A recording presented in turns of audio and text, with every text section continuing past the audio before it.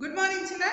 Today we will discuss the Narayana revision classes key of class 9th, dated 9th. And you know very well that we are revising the topics as a part of the social studies our year. We are revising the topic that is our year in social studies. So what is the topic today? Today's topic is regarding the continental drift theory proposed by Alfred Wegener. The internal structure of the Earth's surface, that is crust, mantle, outer core and inner core. What is the composition?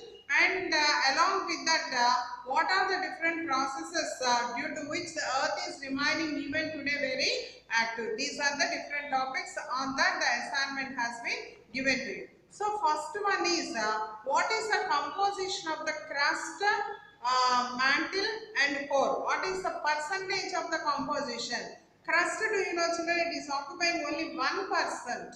Only 1% of the land is having the crust part. So 1%. And that is mantle is occupying 16% and core is occupying 83%. So that is the answer for the first question. The first question answer is B.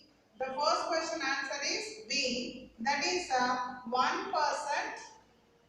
Next 16% and 83%. 1% is for crust, 16% is for mantle and 83% is for the core. Okay, this is how the crust, mantle and core are. Core has the thickness. And you know very well that the crust is composed of the silica and aluminium. And some of the hard material. Like that, what is there in the inner core? Even core is divided into outer core and inner core, no? So in the inner core, what are the particles that are available? In the inner core, very hard metals like gold and iron are available. So iron and gold, where they are available? They are available in the part of the inner core. That is inner core is option B. Option B, inner core. This is the answer for the question. Inner core consists of the gold and iron particles. And see children that you are living on the earth, and this earth, the crust is drowning down into the mantle. It is melting. Due to that, the ocean floor is spreading, and once again a new crust is forming. So the formation of the crust is continuous process, and hence the earth is very active. But the earth is very active, no doubt at all, because the formation of the crust is taking place every time. Every time the formation of the crust is taking place. But at the same time, that it is this crust, even the crust is also being changed.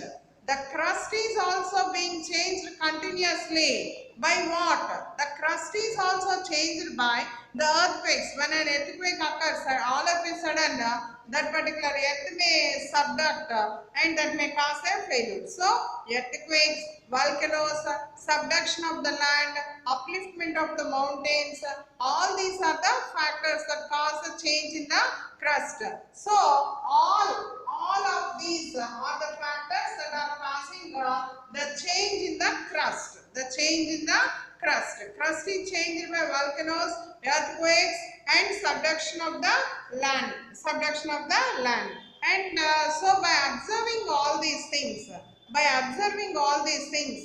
and now we have a doubt that how these continents are formed.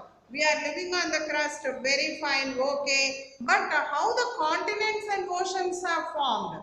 How these continents and oceans are formed? So this was proposed by a German geophysicist by name Alfred Wegener. What is the theory he has proposed?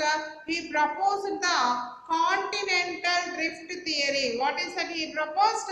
He proposed the continental drift theory. And as a part of the continental drift theory, he imagined that long ago there was a supercontinent. There was a supercontinent by name Pangaea. So the hypothetical continent imagined by Alfred Wegener. What is that? Alfred Wegener imagined or hypothecated about one particular supercontinent called as a Pangaea. So what is this? That is the answer for this fourth question. See, Pangaea. What is the hypothetical supercontinent proposed by Wagner? Wagner proposed the Pangaea. Okay, children, Pangaea is the answer for that question. So, and as a part of that, this Pangaea supercontinent has been split into two parts. One is Laurentia and the other one is the Gondwana. As a part of this Laurentia, most of the North America, Greenland, that is northern portions of the Indian subcontinent, all were there in the Laurentia. Then in Gondwana, some of the parts like Australia, Africa, South America, India, Arabia, all these are the parts of this Gondwana land. Now you need to identify that which is not a part of the Gondwana land. Which is not a part of the Gondwana land. Which is not a part of the Gondwana land? South America. It is a part of the Gondwana land. Africa is a part of the Gondwana land. Australia is a part of the Gondwana land. Greenland is in the north. That is in the Eurasian continent. No? So Greenland is not a part of this Gondwana land. So what is the answer for the fifth question? The answer for the fifth question is Greenland. Option D. Option D, Greenland. That is the option for that particular question. Okay, children.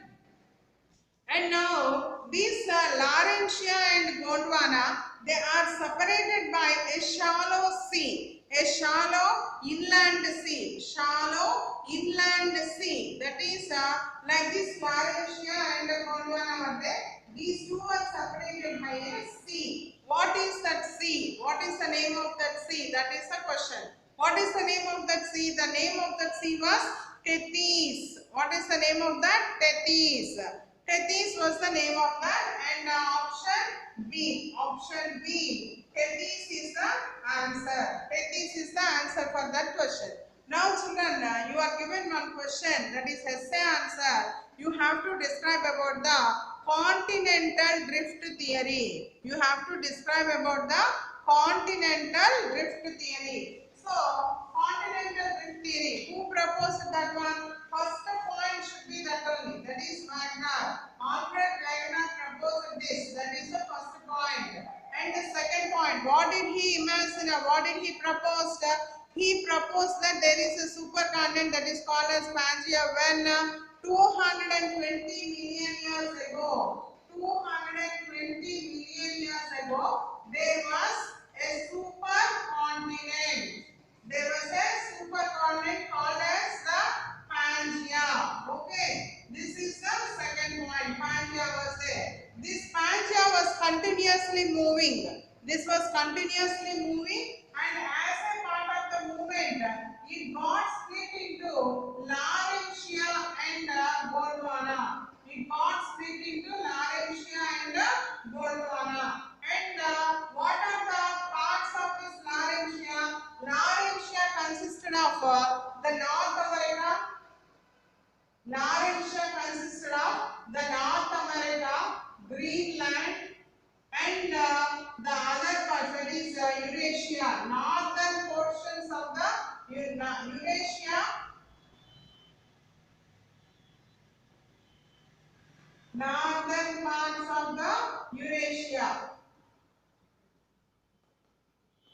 Northern portions of Eurasia and northern portions of the Indian subcontinent. Northern portions of the Indian subcontinent, these are there. And along with that, what are there in the southern part, that is in Gondwana? Australia. Australia was there. Next one, what is that? Antarctica was there. Africa was there. And South America was there. South America was there.